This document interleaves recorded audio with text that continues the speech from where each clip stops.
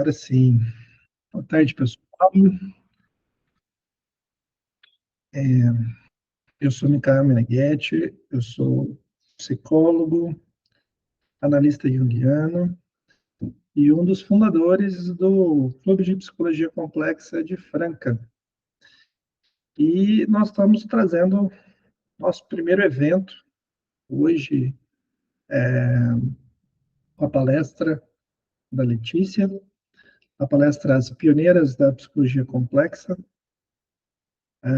O Clube de Psicologia Complexa de Franca é um espaço, nós somos da cidade de Franca, no interior de São Paulo, tem gente que não é daqui, então, só para localizar, estamos aqui em Franca. O grupo, ele nasceu em 2015 e agora em 2024 ele se transformou em clube, onde a gente oferece salas de estudo. Então, temos a sala onde a gente estuda a obra junguiana. No momento, estamos lendo A Natureza da Psique. Temos a sala em Empiria, onde a gente estuda a teoria focada para os atendimentos clínicos e, logo em seguida, uma supervisão. E temos a sala Dionísio, onde, uma vez por mês, a gente se encontra pessoalmente para comer, beber, fofocar e ter o encontro aí pessoal. Então, hoje o clube constitui essas 3 salas e esse é o nosso primeiro evento aberto para pessoas fora do clube. Então, a palestra da Letícia. A Letícia Jacinto é graduada em Psicologia pela Unifran em 2015. Ela tem a formação em Psicologia Junguiana em 2021 e é pós-graduanda também em Psicologia Junguiana ambos pelo Instituto Dédalus. Ela é psicóloga clínica desde 2016. Eu conheço a Letícia, ela participa de uns 523 grupos ao mesmo tempo, né? Então, eu não conheço uma pessoa que está mais envolvida em grupos do que ela. E, então, ela é coordenadora de grupos de estudo em psicologia analítica. Então, pessoal que quiser fazer pergunta, vou pedir para aguardar o final, e aí levanta uma mão, abre o áudio, e vocês vão fazendo as perguntas para ela. No final, a gente vai comentar, vamos falar sobre uma novidade do clube também. Beleza? Letícia, com você. Muito bem. Obrigada, Micael, pela apresentação, pelo convite também. E vamos lá, né? Falando aí das pioneiras da psicologia complexa. Bom, como o Micael já me apresentou, né? Aqui o mini currículo. Só para passar por aqui. E eu queria começar falando o seguinte. Nada mais importante se lembrar do papel de todas as mulheres que foram fundamentais na fundação e constituição da psicologia analítica e psicologia complexa.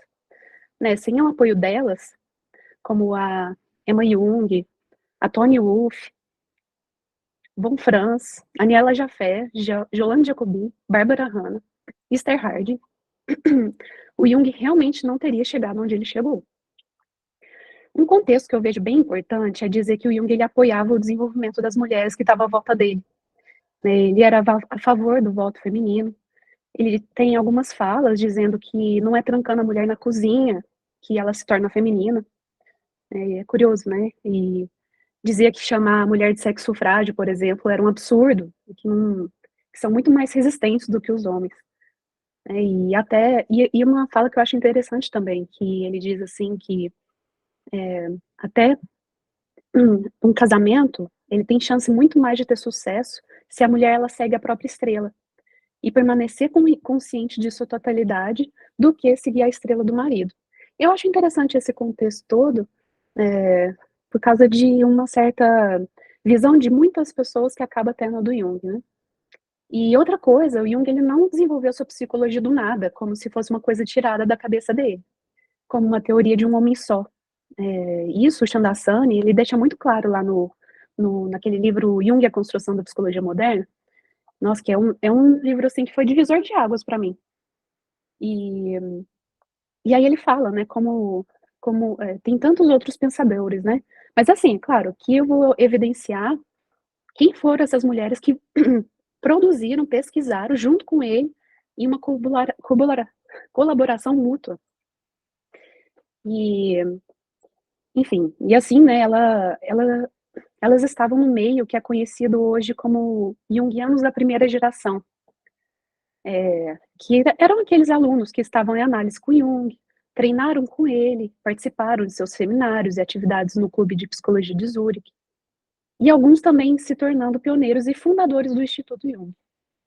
O Jung ele não monopoliza a psicologia analítica e deixou muito na mão dessas mulheres e seus discípulos para a ampliação da psicologia analítica. Tem até uma lista de temas que ele deixa para ser pesquisado, que não teve tempo para aprofundar, né? E claro que ele sempre deu liberdade para os pesquisadores, mas nos bastidores, né, tem carta dele dizendo que tem muitos seguidores ali que escrevem bobagens dele. E muitos livros dessas mulheres são complementares, se não essenciais para a compreensão da psicologia do Jung. Dando essa primeira apresentação aqui para dar um contexto geral, eu acho importante. E aí eu vou começar falando um pouco sobre a Emma, né? A Emma Jung. Bom, a Emma tem um nome, o sobrenome dela, né? Schaffhausen, não sei se eu vou saber se pronunciar direito. Jung, né? Ela nasceu em 1882, na Suíça. Era filha de uma rica família tradicional. Eles eram fabricantes de máquinas agrícolas e depois de uma marca famosa de relógio, a IWC. Então, o Jung, ele conhece a Emma. Ela estava com 14 anos e ele com 21. E a primeira vez foi ele visitando a casa dos pais dela. E ele diz que quando ele viu ela, teve uma impressão tão profunda que ele ficou convencido de que se casaria com ela. E um dia, assim, 6 anos depois, quando ele já era médico, ele pediu ela em casamento. E aí, a Emma, ela não era só esposa, e eu acho isso fundamental também. Ela se especializou em francês antigo, inglês, grego, latim, e ela se interessava muito sobre a lenda do Graal. Ela se dedicou muito ao lar, claro, né, aos 5 filhos, mas o Jung, ele sempre incentivou ela a participar da vida cultural, eles viajavam juntos também, e alguns dizem que o Jung, ele não teria feito nada, assim, o suporte financeiro, né, para ela ser herdeira, tem essa fala, às vezes, que a gente escuta, né, mas foi muito além disso, né, e isso até porque, quando o Jung, ele se tornou um médico famoso, né, ele não era necessariamente dependente dela, né, e aí, então, né, a Emma, ela teve um papel central cuidando dessa dimensão humana e concreta da vida, né? E também que foi bem importante nesse período do confronto com o inconsciente do Jung, ou seja, né, como é a importância dele ter essa raiz, né? E ajuda a não enlouquecer, ajudou ele a não enlouquecer, né, nesse processo. Nesse começo do casamento, eles moraram num flat do Hospital Psiquiátrico de Burgos, e foi ela que incentivou ele a ter uma clínica própria, né, e sair do hospital. Ela também revisava os estudos do Jung, dava aula, palestras. Ela se tornou uma grande analista, né, sendo que tinha pacientes que também costumavam ser atendidos por ela, né, e ela teve papel ativo na Associação de Psicologia Analítica, e também, mais tarde, ela estudou física, matemática, grego, latim, né, e esses estudos dessas línguas capacitou a acompanhar essa exploração do Jung na alquimia também. Ela chegou... E também uma outra curiosidade que eu achei interessante, né, nessas pesquisas que eu acabei fazendo, que ela chegou a praticar a imaginação ativa em formas de diálogos, pinturas, poemas. E, enfim, tem um livro da Von Franz, que ela fala, uma curiosidade, né, que a Von Franz fala sobre função inferior, que ela comenta que a Emma, num dado momento ali, que estava tendo uma apresentação, se eu não me engano, ela descreveu o seu tipo como sendo sensação introvertido, que era assim, né, que era como se fosse uma chapa fotográfica, como se a pessoa fosse isso, uma pessoa que era altamente sensível, onde, né, cada detalhe das pessoas, do ambiente, fosse absorvido como uma pedra que caísse em águas profundas. E parecendo exatamente, e assim, tem esse detalhe, né, que é uma pessoa que geralmente parece que não tem nenhum tipo de reação exteriormente, né, quem olha de fora. E aí, em 1955, ela falece de câncer. Foram 52 anos de casamento. E é dito que sem o apoio dela, Jung ele não teria feito sua obra de vida, né, e trabalho criativo também. O Jung também aparece isso em relatos de algumas pessoas, né, que ele ficou muito mal com a morte dela. Ele dizia que ele não ria mais como antes. E é mais ou menos por aí, né, a história dela. Eu acho muito curioso esse fato de que ela vai muito além de uma esposa, né. Ela foi uma pesquisadora, uma grande pensadora. E reduzir a ela, Emma Jung, esposa do Jung, é muito pobre, né. E aqui eu queria mostrar, né, as 2 obras dela que ela permaneceu, né, uma paixão muito grande, né, pela Lenda do Graal. O Jung, ele não se atreveu a falar sobre isso, porque ele queria deixar para ela, né, essa pesquisa. E só que ela morreu sem conseguir terminar, né. Só que aí a Von Franz, ela consegue terminar, ela fica ali como coautora. E e também, a gente tem o livro do Anima e Animus, né, muito famoso, né, bem difundido, que é um texto bem assim, diria acessível à compreensão, e que também complementa os estudos de Jung. Até porque tem esse detalhe, né, o Jung ele deixa para as mulheres, assim, eu só vou falar um pouco na Barbara Hammer, esse papel de falar sobre ânimos, por exemplo, né. Então, ela tem aí, né, esses estudos também. E assim, né, lembrando, apesar disso, né, tinha muita coisa por trás, que a gente também não, né, não via. Não é só não é só esses livros, né, que ela desenvolveu intelectualmente. E aí, queria passar agora também para Toni, ou Antônia Wolff, mas a gente conhece ela como Toni Wolff. Ela nasceu em Zurique, em 1888, filha de uma família rica. Ela foi inteligente desde criança, desde cedo ela estudou filosofia, literatura, história, mitologia, né. E aí acontece, né, nesse início, o pai dela, ele não queria que ela tivesse uma educação formal, mas ela continuou seus estudos, fazendo cursos por fora, assim, cursos como se fosse de extensão, né. E aí, por volta de 21 anos, ela começa a análise com o Jung. Porque ela estava num período de depressão por causa da morte do pai dela. E, enfim, e aí com isso, né, dentro da análise, ele chega a contratar ela para que ela fizesse pesquisas para o livro dos símbolos da transformação, porque ele via que faltava objetivo para ela também. Ele encerra a análise, né, a análise é encerrada, eles se afastam, e 2 anos depois ele acaba tendo um sonho com ela, que é como se fosse um sonho decisivo para ele, né, de vida e morte, assim. E ele decide se reaproximar, e eles começam a se relacionar em 1913, né. Em cartas, o Jung ele diz que percebe que ela tinha, né, tem outro detalhe, né, que ela tinha um intelecto notável, com intuição para religião, filosofia, uma percepção psicológica, e além de tudo isso, né, ela se torna uma segunda esposa para ele. E também tem outro detalhe, né, o que não diminuía seu amor por Emma e seus filhos, e, né, isso de acordo com algumas cartas, né, que ele falava isso. Também tem dito em alguns livros, assim, um livro, né, específico, que a Toni, ela falava que ela não se encaixava muito nos moldes tradicionais de casamento, ela temia que ameaçasse o foco intelectual dela.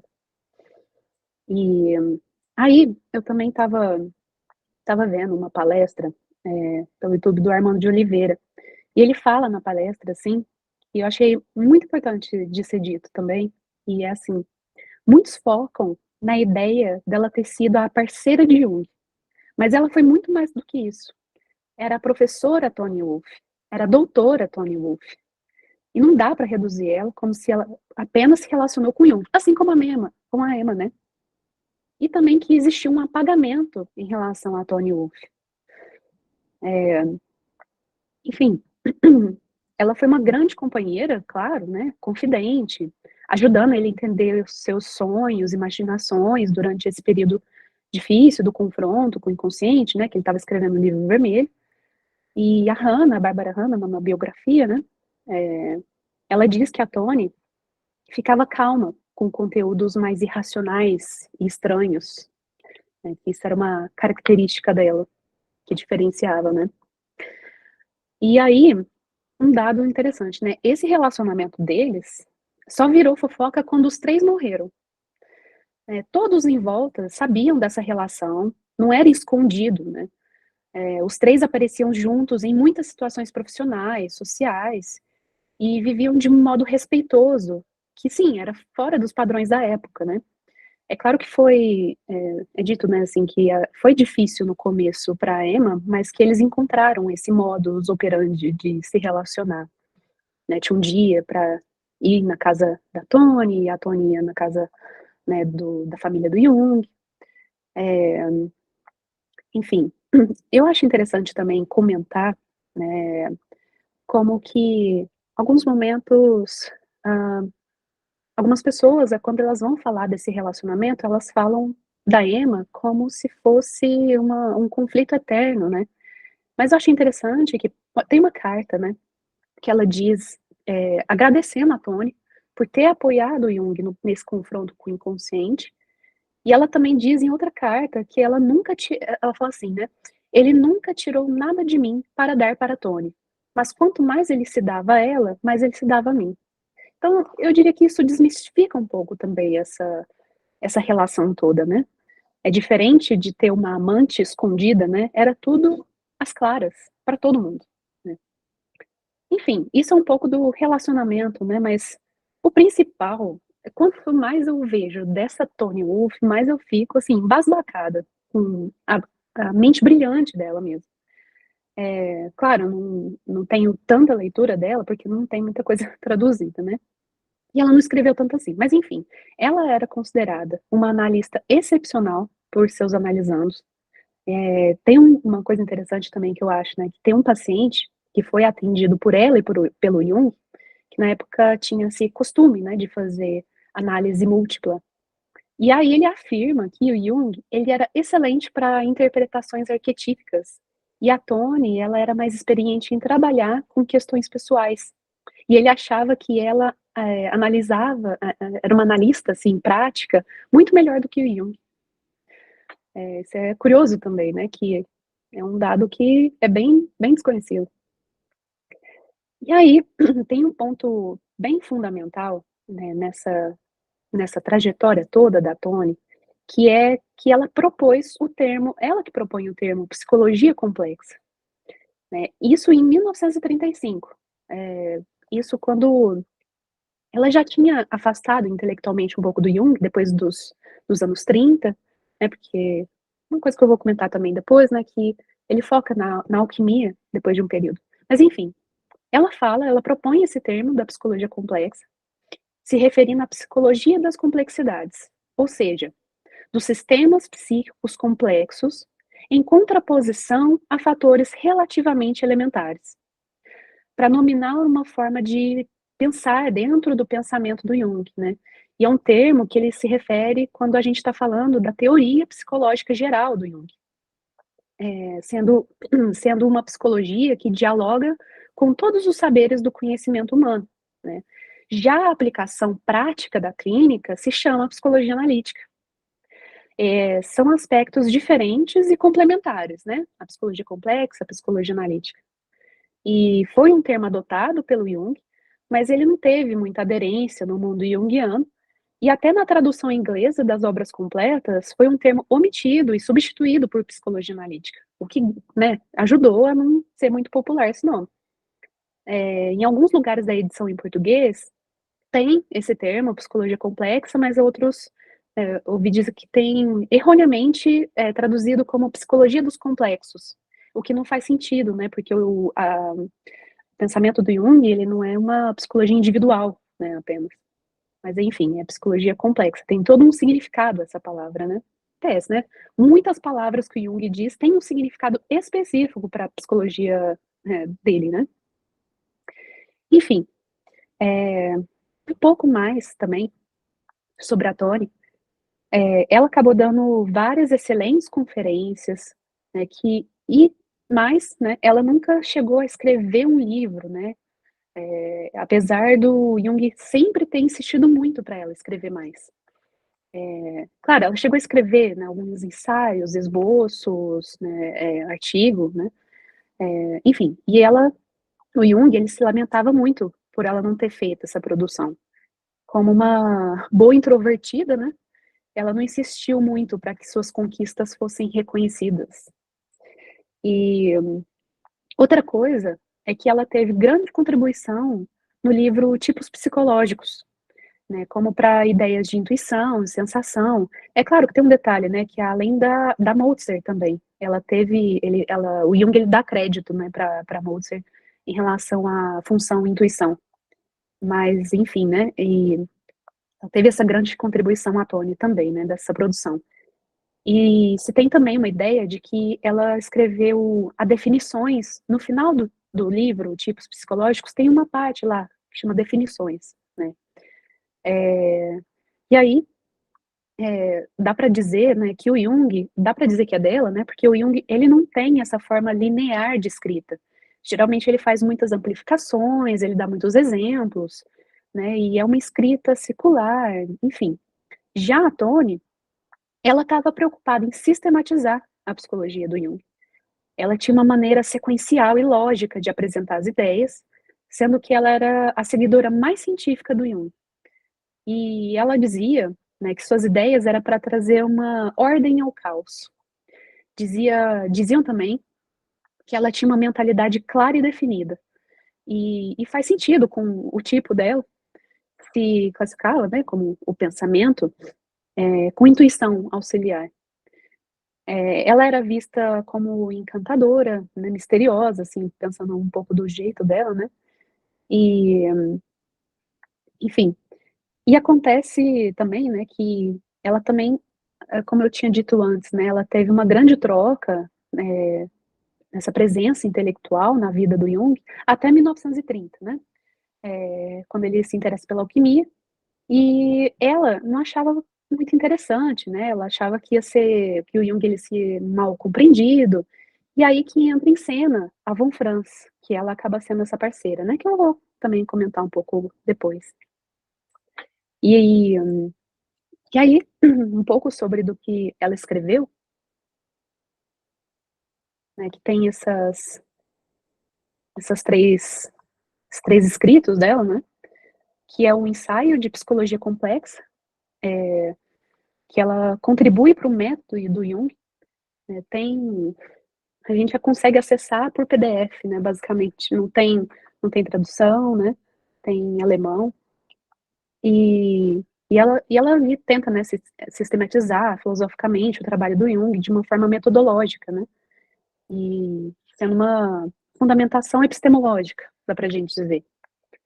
E outro texto, esse segundo aqui, né, formas estruturais da psique feminina, eu coloquei aí, mas tem uma tradução informal, né, que a gente consegue ter acesso, que é um texto maravilhoso, né, sobre as formas estruturais da psique feminina, né, um esboço, que assim, usando essa ideia do tipos psicológicos, ela faz uma tipologia psicológica feminina, dando uma importância em entender como estaria estruturada a sua psique, né, ela define entre mãe, etária, amazona e mulher médium, né, que tem essas características femininas na consciência, né, sendo tipos que têm cuidado com a família, né, enfim, tem essas 4 definições. E que mais? Eu achei interessante também dizer que tem esse Guild of Pastoral Psychology, que ela insiste na ideia, achei curioso, né, que tem um trechinho que ela apresenta assim, ela insiste na ideia de que o entendimento dos tipos psicológicos é uma ajuda extremamente necessária para entender muitas dificuldades da vida. Ela diz isso, assim, textualmente, né. E, assim, é um detalhe, né, porque o Jung, ele deixa um pouco o tipos, né, um pouco de lado depois de entrar nessa fase da alquimia. Tem fases da obra do Jung, né. E essa é a Toni, né, maravilhosa Toni Wolff, e os textos dela sejam, mais traduzidos para a gente ter acesso. E aí, entrando na Marie-Louise von Franz. Maravilhosa von Franz. A von Franz, ela era uma pensadora excepcional, né, que é ainda deixada muito de lado por muitos junguianos. Ela é um grande nome, né, que carregou o legado da psicologia do Jung. Foi uma grande analista e com uma das maiores produções do mundo junguiano. Ela nasceu na Alemanha, em 1915, ela mudou com a família em 19 para a Suíça, e ela falece aos 83 anos, em 1998. Até recente, né. Ela se especializou em linguagem, literatura clássica, né, e se destacava na Universidade de Zurique. E a história dela com Jung é a seguinte, né, ela tinha 18 anos, que ela vai para um passeio de escola, ela é convidada por um sobrinho da Toni Wolff, e ela conhece o Jung, né, ela com 18 e ele com 58. Isso lá em 1933. Ela comenta, assim, que ele parecia o Matusalém, né, aquele personagem bíblico, tem muitos anos, né, muita idade, né. Tem uma tem uma história desse encontro inicial que ela contou sobre uma história que eu acho interessante, né, também comentar, de uma moça. O Jung, ele conta a história de uma moça que estava presa na lua, né, uma paciente que contava isso. Ela estava presa na lua e lutava com um demônio. E ele contou isso como se tivesse acontecido, né, e ela com uma educação racional que ela tinha na época, ela achou que o paciente estava imaginando ou sonhando, e ele disse sério: "Sim, ela estava na lua". E ela achou que o paciente ela ficou, né, achando que ou o Jung era louco, ou que ela era estúpida demais para entender ele, né. E, enfim, depois, assim, mais tarde, ela entendeu um pouco dessa ideia da realidade psíquica, né, que o Jung traz, né, essa ideia. Enfim, mais tarde, ela termina um PhD em filologia clássica em 1943. Ela, assim, depois dessa situação, né, que contei antes, né, desse encontro, ela chega a ler as obras do Jung e ela pediu para ser analisada. E aí ele propôs fazer uma análise, né, didática com ela em troca de ela traduzir os textos em latim, em grego, e isso na época que ele estava, né, mergulhando na alquimia, né, como eu disse antes. Ela acabou substituindo a Toni nesse lugar, né, de troca, e o Jung, ele dizia, assim, que a Wolframs era a única discípula que realmente entendeu ele por inteiro, né, isso é curioso também.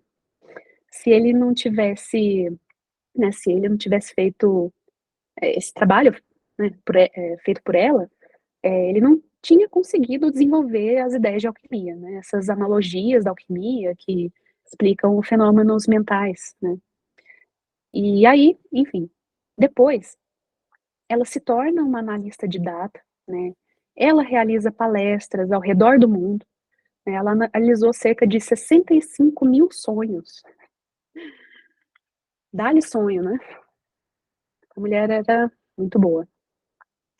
E aí tem umas ideias, assim, né, em relação a quando abre o Clube de Psicologia de Zurique, ela era considerada uma das mais populares analistas que realizava seminários, né. Tinha seminários sobre contos de fada, do Puer, sincronicidade, sonhos, psicoterapia, né, desses temas, e ela chegava a atrair um grande número de estudantes, que se tornaram cada vez mais atraídos pelo seu trabalho, né, por causa do brilho, né, de sua mente, uma atenção profunda, apaixonada ao inconsciente, a clareza em apresentar as ideias e uma devoção aos escritos do Jung. Sempre trazia exemplos da clínica, do dia a dia também. Essa escrita, a sua escrita, né, tinha, enfim, muitos temas, né, como eu falei antes, mas também de sincronicidade, simbolismo numérico, projeção, sonhos e morte, mas principalmente sobre alquimia. E ela é muito conhecida pelos contos de fadas, né. Mas enfim, teve um determinado momento, assim, um pouco de uma contextualização histórica, né, que eu achei curioso, que é por uma insatisfação que o rumo que o instituto da IAAP, né, estava tomando na época, ela preferiu se separar, né, já que ela via que os analistas, eles estavam afastando cada vez mais do espírito da obra do Jung. Como, por exemplo, eles já não estavam considerando individuação, que não estavam seguindo as ideias do Jung e também inserindo muita questão, assim, muito estudo da psicanálise também no estudo, né. E aí, a partir disso, né, desgostosa, ela acaba separando e funda um centro, né, que chama Centro de Pesquisa e Formação em Psicologia Profunda, em 1994. Eu lembro de ler um texto que comentou assim, né, da IAAP, que lá era mais persona, né, era um lugar mais assim, e, enfim, que o Jung ele não gostava de eventos, né, que era uma educação muito polida. Achei curioso esse dado também. No nível mais pessoal, né, falando da Von Franz, é relevante dizer que ela sempre considerou muito o Jung, né, e sendo que ela chegou a o Jung, ele chegou a recomendar para Von Franz que ele morasse junto com a Barbara Hanna. E também tem, outro, hã, dado interessante, poderia dizer que ela também atendeu a Anísia da Silveira, né, elas foram amigas, né, teve essa troca também bem grande. E aí, a gente tem aqui, né, ela teve mais de 20 livros escritos. No livro aqui, no livro Interpretação dos Contos de Fadas, né, se entende muito do método do Jung, é um livro muito bom. Reflexos da Alma, excelente também, onde ela fala sobre projeção. O Jung, ele ele escolhe a Von Franz para falar sobre individuação no Homem e seus Símbolos, porque o Homem e seus Símbolos não é um livro só do Jung, né, ele tem um capítulo, os restantes dos capítulos são de outros autores junguianos, né, e o segundo é da Von Franz. Né, ela sempre, enfim, sempre teve esse foco em diversos temas, né.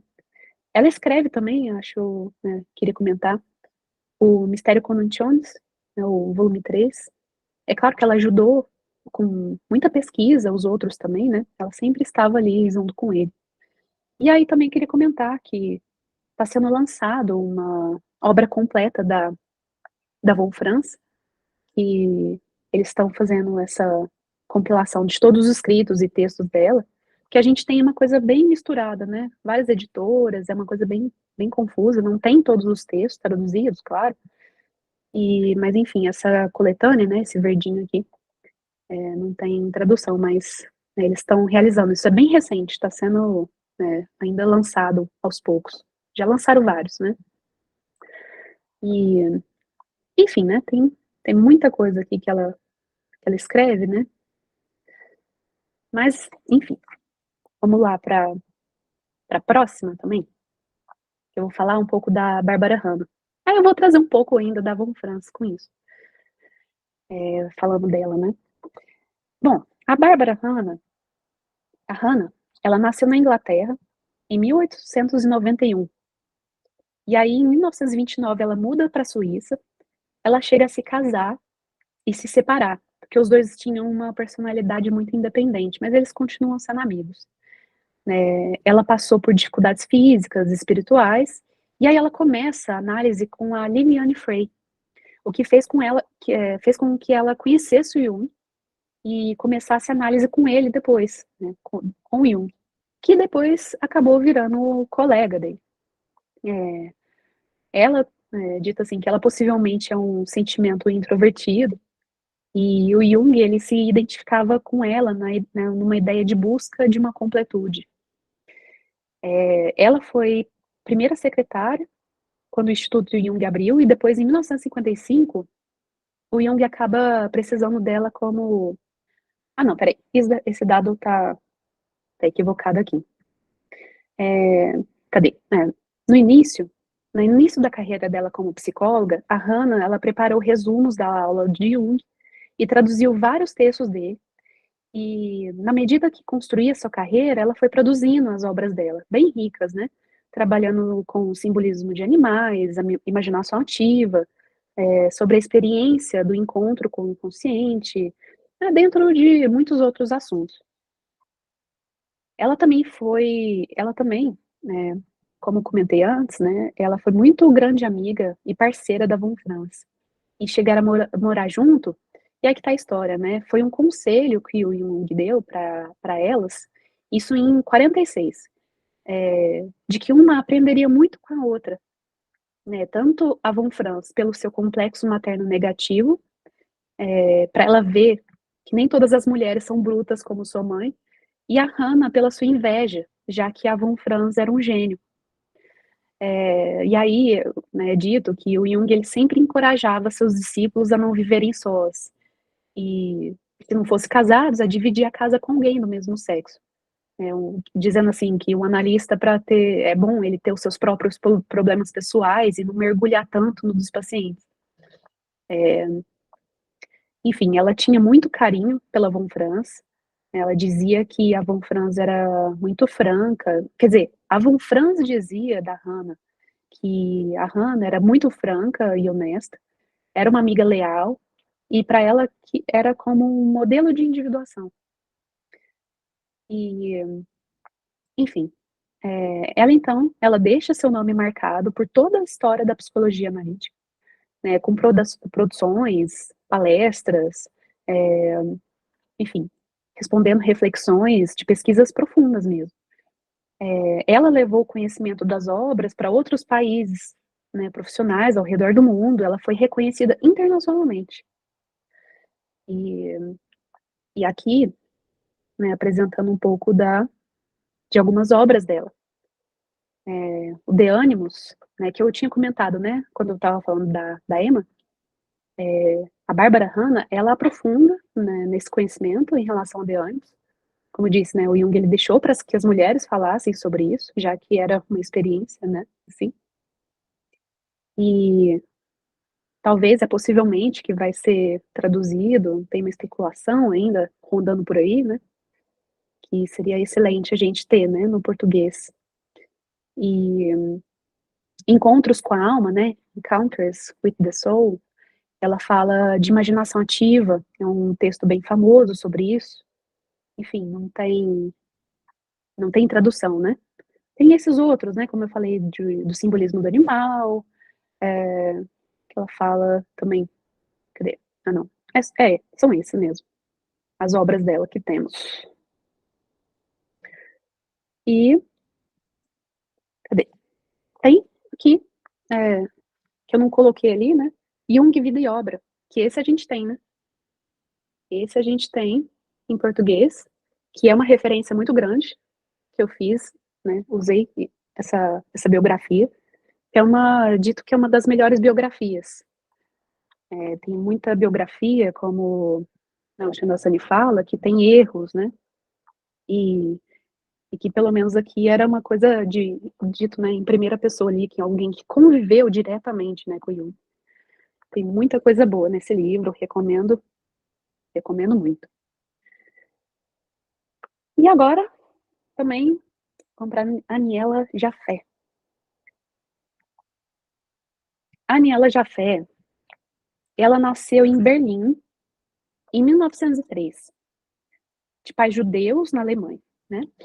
Ela estava prestes a receber o seu doutorado na psicologia pela Universidade de Hamburgo, quando eles foram forçados a fugir dos nazistas, né?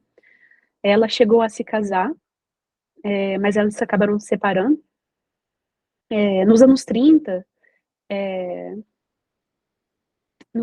ela se mudou para Zurique, trabalhando como secretária e passando por dificuldades psicológicas, físicas, né? A Jafé, ela encontrou Jung pela primeira vez em 1937 e começou a fazer análise com ele.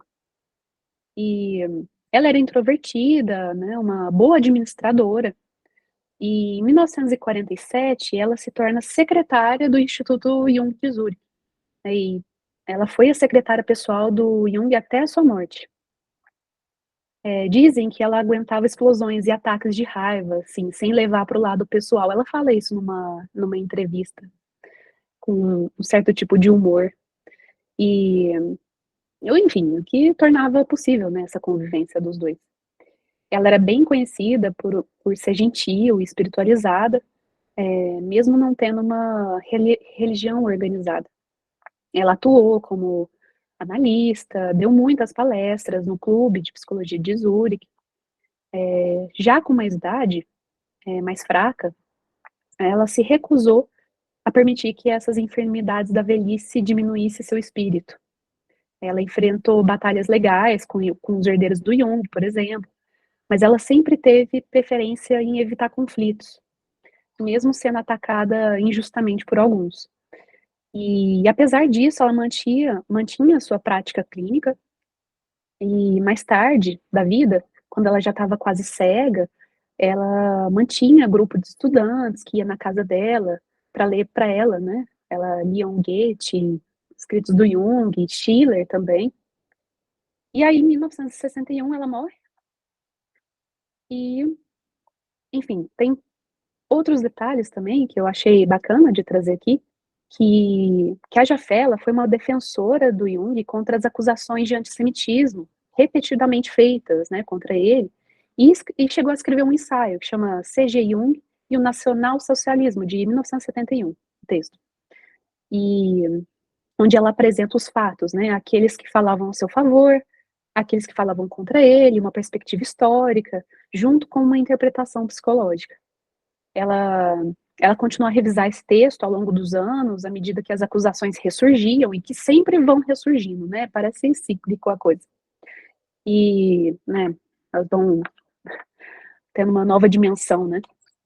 Essa, essa polêmica. E ela teve muito envolvida na polêmica do Memórias, Sonhos e Reflexões. E a história, assim, é que teve um editor, né, o editor Kurt Wolff, ele sugeriu para o Jung que ele fizesse uma autobiografia, né? E o Jung, ele negou por muito tempo. Ele achava que biografia era mentiroso.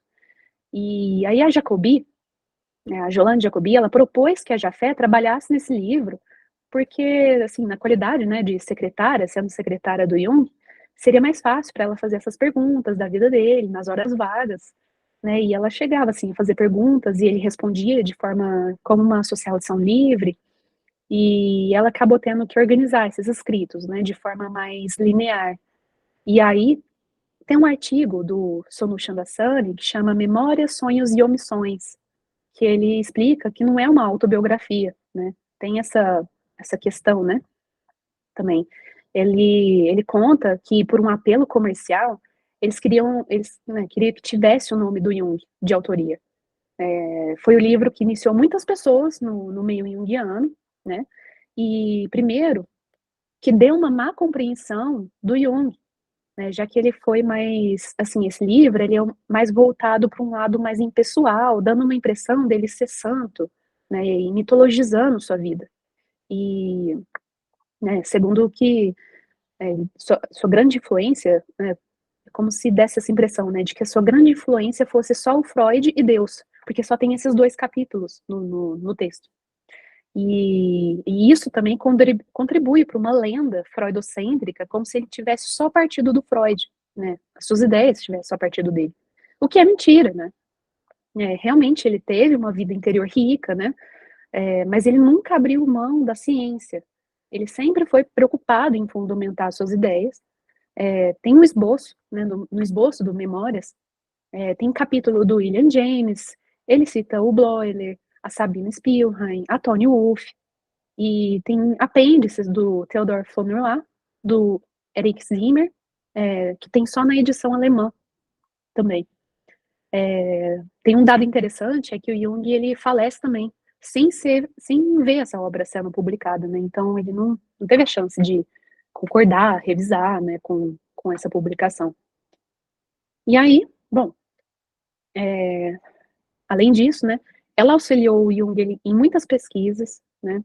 Agora, indo para essa parte mais geral, né, muitas pesquisas, ela escreveu também muitas cartas em nome do Jung, a pedido dele, né? E ela lia para ele e ele fazia umas poucas correções nas cartas. Depois da morte dele, ela que editou e coletou muitas cartas e chegou a publicar, né? E aí, mostrando um pouco algumas obras, né, dela, da Jafé, né, o Memórias, No Homem e seus Símbolos, ela também tem um capítulo, né, o Mito e Significado, Os Últimos Anos de Jung, A Morte à Luz da Psicologia, Morte, Sonhos e Fantasmas, As Cartas, né, reflexões sobre vida e sonhos de Jung também. No Mito e Significado, tem uma questão também, que o Jung, nas cartas, uma carta que ele manda para Jafé, ele chega a corrigir ela, porque ela faz um erro ali, né, e ele diz que ele não é um autor platônico, que ela disse sobre a ideia dos arquétipos ser inspirado no mundo das ideias de Platão. E ele fala que ele é kantiano, e ele não faz afirmações metafísicas. É interessante esse dado aqui, porque como que às vezes tem muitas má compreensões por causa de alguns pequenos erros, né, em algumas obras, né, das autoras também. E é isso, né? Tem aqui outros livros dela, interessante, né? Mundo e Imagem, aqui que ela fala sobre nacionalsocialismo, Era o Jung um místico, aparições e precognição, e sobre imagens e símbolos do conto de fada de Hoffmann. Enfim, essa foi a Jafé. Partindo agora para Jolande Jacobi. Comentei o nome dela antes, né? A Jacobi, ela nasceu, né, em 1890. Ela nasceu em Budapeste, de família judia. Ela morava e estudava psicologia em Viena. Ela envolvia em muitas atividades culturais, recebia artistas, músicos, escritores na sua casa. E por participar da Federação Cultural de Judeus Alemães, né, criada por ela chega a conhecer o Jung, que foi participar. E o Jung, ele acaba admirando a eficiência e a energia dela. Né? A Jacobi, ela era apelidada, né, como a locomotiva. Dizem que ela era baixinha, com uma voz estridente. Ela era direta, né, sem muito traquejo com as pessoas de Zurique. E até por isso muitos não se davam muito bem com ela, já que ela era uma introvertida no meio dos introvertidos, basicamente.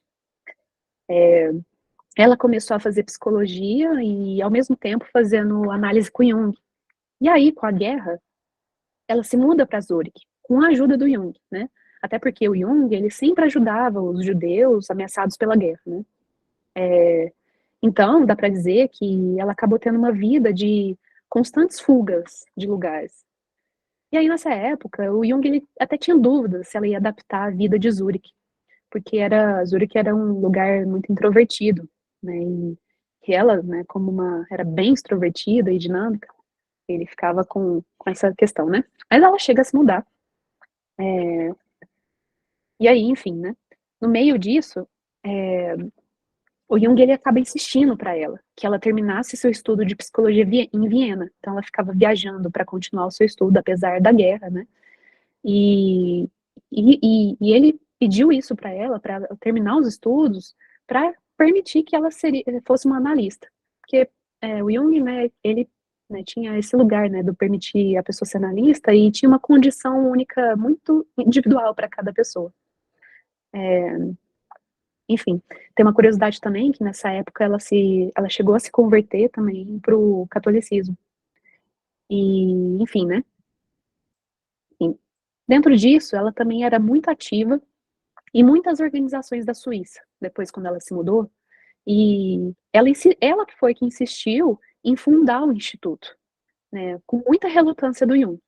Quer dizer, né, o entusiasmo que ela tinha foi muito responsável pela fundação do Instituto C.G. Jung, né, de Zurique. Ela tinha um desejo de que o Jung se tornasse mais conhecido, mas teve essa resistência, já que ele já achava que estava conhecido demais. Mas mesmo assim, ele acabou cedendo, já que ele sabia que depois que ele morresse, eles iam fundar um instituto de qualquer jeito. Então, ele faz isso, né, para uma tentativa, né, ele aceita para uma tentativa de evitar erros crassos no formato do instituto. E, enfim, e aí ela acabou sendo uma membro fundadora do conselho por 19 anos, foi uma professora que se interessava em interpretação de sonhos, que até chegou a formar uma fundação de pesquisa e coleta de muitos analisandos, enfim, ao redor do mundo, né? E diziam que ela era também a alma da festa, em qualquer evento junguiano. Ela dançava, conversava com todo mundo, dizia que ela também passou por, né, depois, por momentos muito difíceis, ela lutou, sofreu muito, e acaba falecendo em 1973, que ela trabalhou até o final da vida dela. Tem outro acontecimento que eu achei curioso de comentar também, que eu achei lá no livro do Kirsch, que a Jacobi, ela foi envolta assim de uma polêmica quando ela estava na posição do conselho do instituto, que ela tinha se posicionado para expulsar o Hillman depois de uma acusação que teve dele de má conduta sexual, e o caso chegou aí para o tribunal, que eventualmente acabou renunciando o cargo no instituto, né? Ele acabou. E esse evento que mudou assim como é que era o treinamento no mundo junguiano para ser analista. Se dava, né, enfim, eles acabaram, antes não, né? Com essa mudança, eles acabaram tendo um foco muito forte em questões de parâmetros clínicos, né? E antes, tinha mais foco em questões arquetípicas, sobre simbolismos, mitologias, amplificações de sonho, e começaram a ficar mais nessa temática de limites clínicos. Isso quer dizer também, né? Com o tempo, o Instituto ele foi se transformando e perdendo a essência de como era. E um pouco sobre as obras dela, né? Ela publicou cerca de 90 artigos, vários volumes sobre psicologia analítica. O seu livro mais importante, A Psicologia de C.G. Jung, de 43, foi um dos primeiros livros a delinear a teoria do Jung, ajudando, então, a difundir. Foi traduzido para 9 línguas. O Jung, no prefácio desse livro, ele agradece ela por mostrar uma forma concisa, sistemática, né, e evidenciar que a psicologia dele não é uma doutrina. E outro trabalho importante dela foi Complexo, Arquétipo e Símbolo. E ele diz, né, no prefácio, né, seu trabalho deveria originalmente ser publicado como contribuição ao meu livro As Raízes da Consciência, mas não pôde ser incluído na coletânea de meus ensaios, porque isso teria aumentado o tamanho do livro além do permitido. Achei interessante esse trecho, porque fica claro também como que o trabalho dela também foi uma complementação à obra dele. E né, ela foi também uma coautora do Homem e seus Símbolos, e, né, tem escritos dela sobre individuação, né, o conceito de persona nesse Masks of the Soul, escrever sobre Paracelso, que foi uma obra muito pioneira na época, né, o Jung, ele se interessava muito sobre Paracelso, e a Jacobi, ela acaba fazendo essa pesquisa para ele, e ele aproveitou muito dessa pesquisa dela também. Também tem uma outra curiosidade, que tem uma carta do Jung que ele manda, né, que ele envia para Jacobi, fazendo correções em um livro dela, né, e ele faz uma correção de que, em determinado livro, agora eu não lembro exatamente qual, se é acho que é a Psicologia de Carl Gustav Jung, se eu não me engano. Ele faz essa uma correção dizendo, né, que o que ele faz, o que o Jung faz, não é uma teoria, né, quando ele fala de individuação. Não, talvez seja no The Way of Individuation, enfim. Mas ele fala isso, que eu acho interessante isso, né? Enfim, que ele não faz uma teoria quando ele fala de individuação, mas é um fato psicológico e empírico. E ele faz uma ressalva de que o método dele não é de associação livre. Por isso é importante ler, quando a gente vai ler outros autores, a gente tem uma base sólida no que o Jung disse. Porque às vezes a gente lê algumas coisas que estão erradas, e tem muito livro que tem conceitos errados, que se a gente não prestar atenção, a gente não vai saber, né? E, enfim, por exemplo, né, dizer que é associação livre, enfim, como se ele atendesse ao modo psicanalítico, né? Que às vezes, por exemplo, pode contribuir para essa ideia de que, enfim, dá para juntar, né, essas ideias da psicanálise. Enfim, essa é um pouco sobre ela. E agora, a Esther Harding, Mary Esther Harding. Essa, né, é a última que eu vou dizer sobre. A Esther Harding, né, ela nasceu em 1988 na Inglaterra, filha de um cirurgião dentista e a quarta de 6 irmãs, né? Ela teve uma educação domiciliar por uma governanta até uns 11 anos de idade, e ela era uma leitora, sim, sedenta.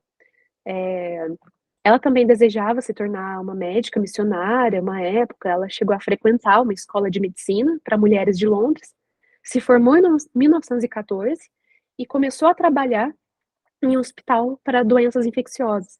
Lá ela escreveu o seu primeiro livro sobre isso, e ela acaba se contagiando com essa doença depois, né, curiosamente. E quando ela se recuperou, ela conheceu um homem que deu para ela o livro Psicologia do Inconsciente, né, um livro bem fundamental do Jung, né, que a gente costuma ler inicialmente. E ela leu esse livro que levou ela a procurar o Jung para fazer análise com ele em Zurique. Enfim, além dela escrever, dar palestras, a Harding também ela foi uma construtora de organizações junguianas, né? Ela, em 1936, ela foi pioneira da fundação do Clube de Psicologia Analítica de Nova York, e que ainda é um grupo ativo. E depois, quando ela estava na casa dos 70 anos, o William Kennedy, que é um homem que conviveu muito com Jung, encorajou ela a formar uma fundação nacional em nome do Jung. E aí, em 1963, a fundação surge na propriedade dela. Já em 1968, tem uma conferência que foi realizada na ilha de Bailey, para comemorar o aniversário de 80 anos da Esther Harding, e também para homenagear as contribuições significativas que ela trouxe para a psicologia analítica. Naquela ocasião, muitos jovens líderes do mundo, de todo mundo, enfim, entregar artigo para homenagear o papel que ela desempenhou na psicologia analítica. E em 1971, ela falece aos 83 anos, dormindo em um hotel em Londres, quando ela tinha acabado de visitar sua família na Inglaterra. E a Esther Harding, ela tinha um intelecto afiado, e ela era britânica até o núcleo, muito adequada, e chegava até a ser austera, assim, rígida, né? Mas era uma pessoa formidável, né? Dizia. E tem uma situação que aconteceu no segundo Congresso Internacional de Psicologia Analítica, em Zurique, que eu achei curioso também, que em 1962, que tem um jovem analista, tinha um jovem analista treinado em Londres, ele estava apresentando um artigo sobre a natureza dos símbolos. E aí a Esther Harding, ela afirma categoricamente que ele não entendeu nada do que o Jung disse sobre símbolo. E aí depois disso isso mexeu tanto com ele que ele acabou desistindo da psicologia analítica e foi se juntar no movimento kleiniano. Isso indica também, né, depois desses momentos, assim, né, um momento histórico entre uma tensão que estava se desenvolvendo numa atitude de Londres e o ponto de vista de Zurique, que causou uma divisão entre os que seria chamado depois de Escola de Londres e a Escola de Zurique. Isso dentro do movimento da psicologia analítica, né, estava acontecendo. E essa escola de Londres acabou se tornando hoje que a gente conhece por a linha desenvolvimentista, que faz, né, uma mistura das ideias junguianas com a psicanálise. E a gente pode dizer que a Esther Harding, ela sempre tentou manter as ideias da psicanálise mais afastada, já que, enfim, tem uma fundamentação epistemológica muito diferente, né, uma da outra. A Esther Harding, ela foi uma analista muito influente, uma escritora e realizava também muitas palestras nos Estados Unidos e no Canadá. E ela escreveu inúmeros artigos sobre uma variedade de assuntos que vai de depressão à religião. Tem um pouco, algumas obras dela. Esse eu e não eu, ela fala sobre um pouco sobre o desenvolvimento da consciência e mistérios da mulher, uma interpretação psicológica de mitos lunares. Não cheguei a ler nenhum desses, mas tem essas ideias, né? E eu achei interessante trazer aqui também que o Jung fala no prefácio desse livro dela, Energia Psíquica, que ele fala assim, esse prefácio tem na obra do Jung, ele diz assim, pois não é uma questão, como muitos acreditam, de uma filosofia, mas sim de fatos e da formulação destes, por, que por sua vez devem ser testados na prática. Conceitos como sombra e ânima não são formas alguma de invenções intelectuais. São designações dadas à realidade da natureza complexa que são empiricamente verificáveis. Esses fatos podem ser observados por qualquer pessoa que se dê ao trabalho de fazê-lo e também que seja capaz de deixar de lado suas ideias preconcebidas. Achei curioso, né, como que ele está sempre preocupado, né, com a maneira que ele é compreendido. Ele disse que ele foi muito mal compreendido, né. Enfim, aqui tá as referências que eu usei nessa pesquisa. E é isso, né, eu quis trazer aqui, né, essas principais autoras, né, pensadoras. Eu acredito que tem muita gente que pode beneficiar, né, desse conhecimento. Que, enfim, algumas a gente acaba sabendo muito superficiais, né, até das obras delas. E, claro que não ajuda, né, o fato de não ter muita obra traduzida pelo português, mas de qualquer forma, né, uma pressão, às vezes, para as editoras, né, brasileiras, pode ir formando, né, formando essa ideia, né, para conseguir ser mais popularizado.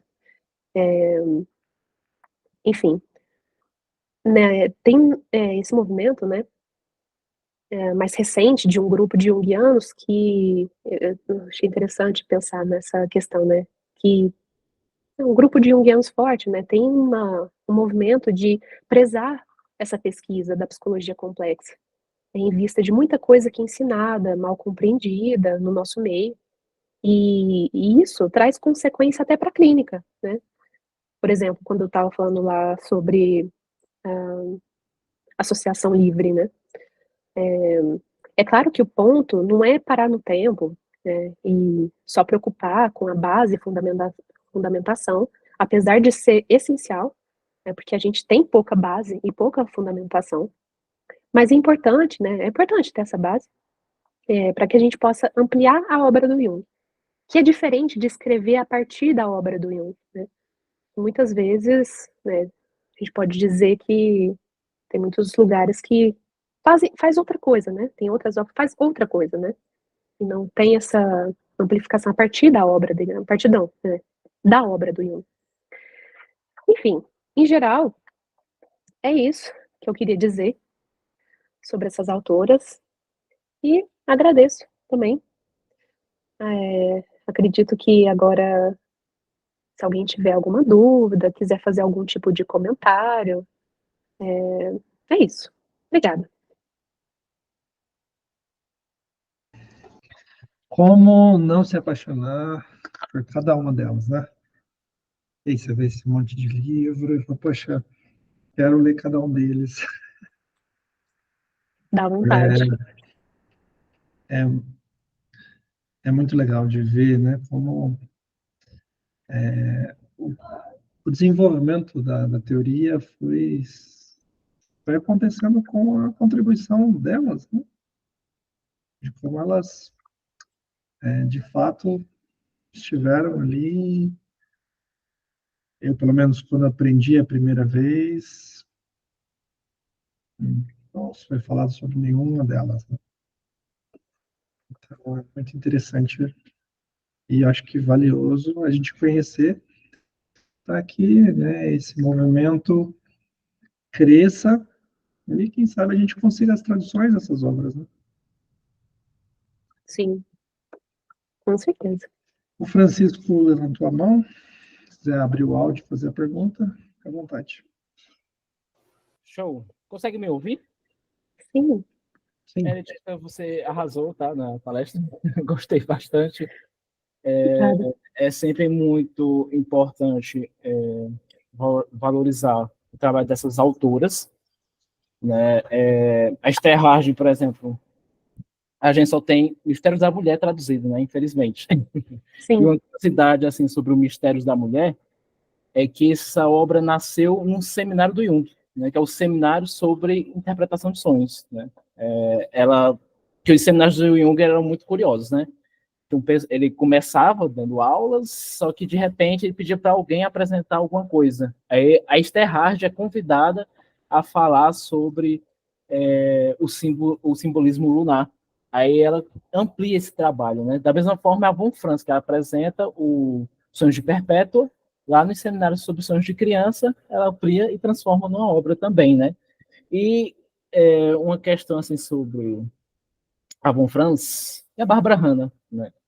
Que essas duas autoras, como você tinha mencionado, né, elas são muito renegadas atualmente para um movimento aí de pós-junguianos, né? E existe realmente um movimento político de apagamento dessas duas autoras, justamente por conta de uma questão que a Von Franz fazia, né, de chegar na cara do Michael Fordham, por exemplo, e dizer, olha, você talvez não seja junguiano. E a escola de Londres se doeu com isso, né? Tipo, nossa, ela é muito junguiana demais, né? Não permite que a gente trabalhe de maneira mais eclética, né? Misturando, por exemplo, Freud, Melanie Klein, com a nossa psicologia junguiana aqui, né? E aí tem, por exemplo, tem uma acusação que é feita pelo Fordham, a Von Franz, em relação ao trabalho da Lenda do Graal, né? Porque ele diz que ela, a Von Franz, devorou o trabalho original da Emma Jung, né? Tipo assim, como se tivesse corrompido o trabalho original, né? E aí ele culpa o Jung, culpa a Von Franz, só que tipo é uma acusação meio falha, né? Porque ele não apresentou provas, ele só acusou, né? Ele disse, eu vi um trabalho feito assim pela Emma e não é o mesmo que saiu para publicar, né? Então existe realmente assim um movimento de apagar essas autoras, né? E a Bárbara Rona também, porque ela era amiga da Von Franz, né? Então é muito importante que a gente retome esses trabalhos, né? Da Von Franz, Bárbara Hanna, busque, né? Tipo assim, por meio das editoras, publicação de trabalho que não foi traduzido, porque tem muita coisa, mas principalmente assim fazer o que você fez, né? Tipo assim, vamos olhar realmente para a história dessas autoras né, e não ficar nessa conversinha de certos pós-junguianos ou certos grupos aí que se aproveitam, tipo assim, no momento em que uma autora está tendo destaque para fazer palestra. Mas, tipo Sim. assim, realmente defender as obras dessas mulheres, né? Então, assim, valeu, Letícia, foi muito bom. E eu agradeço demais, realmente, assim, porque eu fico feliz quando alguém defende ou fala sobre Marguerite von Franz, Barbara Hanna, Esther Harding, né? Principalmente a Esther Harding, porque ela é totalmente desconhecida. Total. O pessoal só conhece o Mistérios da Mulher, né? E as outras obras dela são muito fantásticas, assim, né? Então eu acho que é importante a gente sempre lembrar desse pessoal. Sim. Só isso, só Muito, contribuir. muito bom, Francisco. Nossa, ótimo comentário, realmente.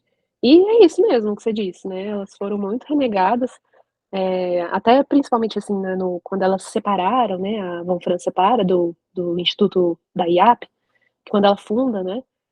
O pessoal que forma lá não era nem considerado analista, porque isso é analista quem formado na IAP, né?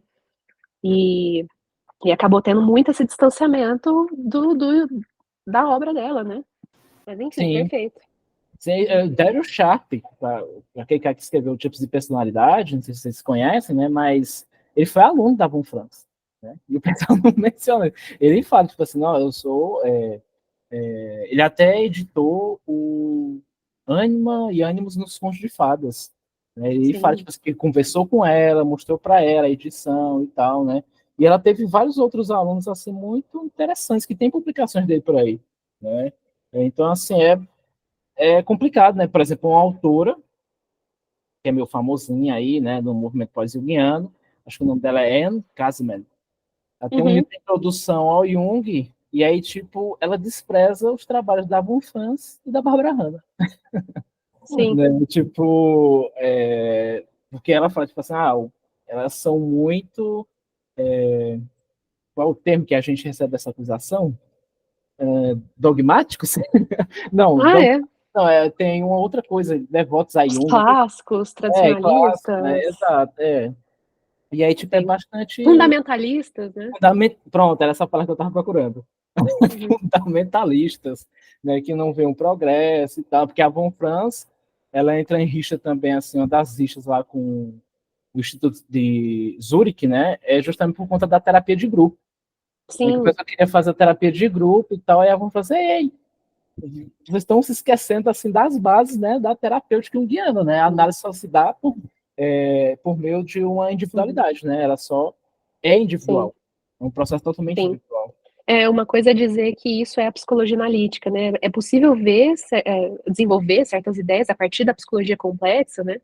Mas eu lembro mesmo dela fazendo essa crítica, né? A análise, né? É individual, né? Não tem como aprofundar, né? Sim, Interessante.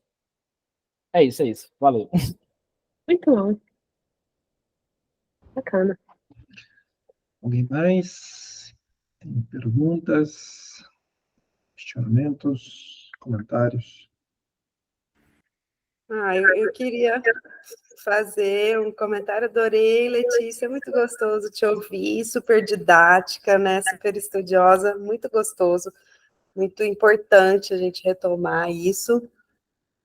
As mulheres, né? Gostei muito da sua opção, né? De você frisar da voz, né? A gente tem tido muita importância, né, Letícia, de voltar para as mulheres. Eu gostei muito do destaque que você deu para o fato do Jung dar esse valor, né, que as mulheres que tinham que falar de ânimos, né, e que as mulheres que tinham uma perspectiva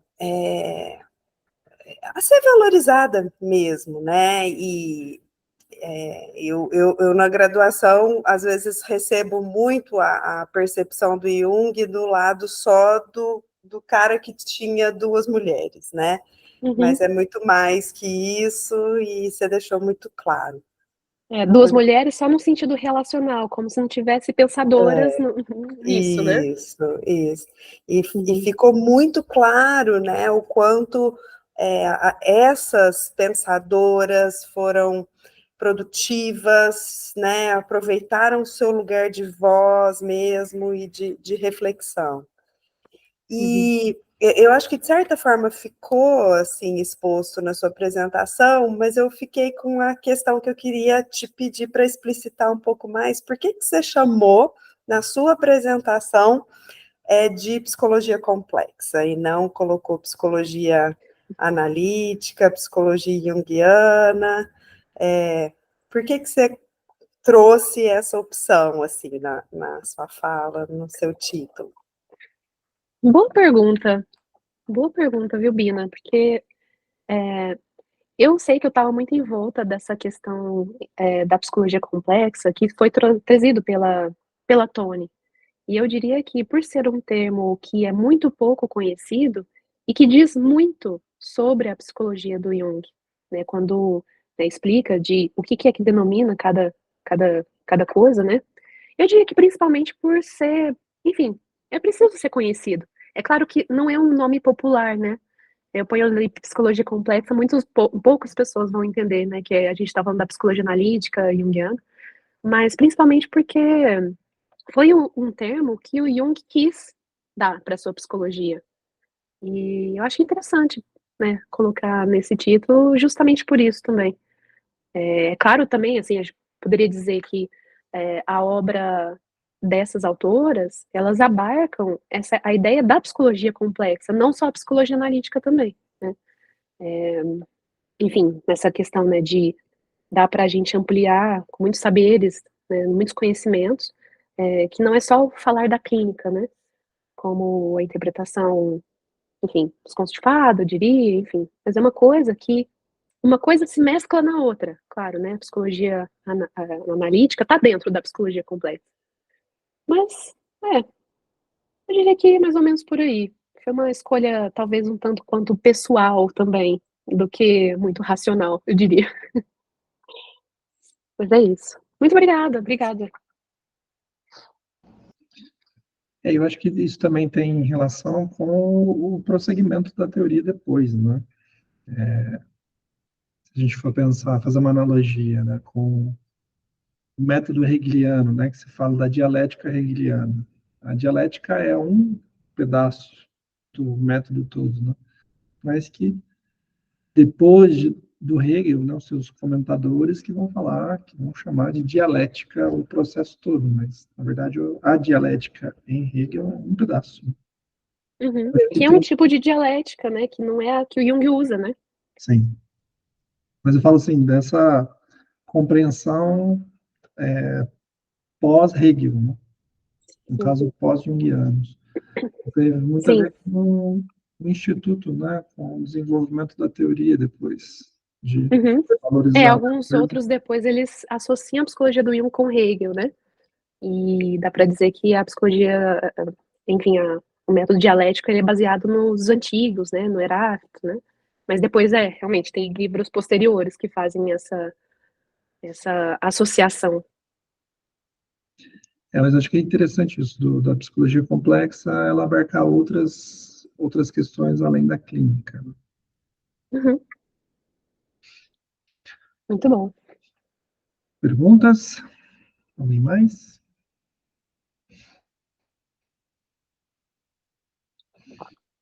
Obrigada, Bruna. Amiga. Muito bem. Bem, se não tiver mais perguntas, Obrigada, Júlia. gostaria de agradecer a presença de todos. Dizer que os certificados para quem se inscreveu vão ser enviados no final de semana. Então, fiquem atentos aí aos e-mails. Esse foi o nosso primeiro evento, né? Espero que tenhamos muitos. Obrigado, Letícia, pela contribuição. E agora, anunciar uma novidade, né? O Clube de Psicologia de Franca, eu comecei falando, né, no início, que tem 3 salas, agora terão 4. Teremos a sala As Junguianas, ministrada por Letícia, então teremos encontros mensais, e a primeira, do qual a gente vai estudar, é a Confrans. Então, vamos entender, vamos estudar, vamos aprender o método, a proposta da Von Franz, encontros mensais. Então, essa é a nossa novidade. Temos mais uma sala. Letícia vai coordenar. Ok? Muito bem. Vamos lá, tô animada. Obrigada, gente. Obrigada. Isa, Rinaldo, Bruna. Sim, Júlia, será online. Todas as salas do clube, elas são online. Só a Dionísio que não, porque elas são... A ideia são encontros presenciais, né? Para o pessoal se encontrar. Mas todas elas são transmitidas online e gravadas. Depois, quem quiser mais informação, é só me chamar que eu apresento o clube. Ok? Obrigado mais uma vez, Letícia. Um bom final de semana para todo mundo. E até a próxima. Tchau, tchau. Tchau, tchau.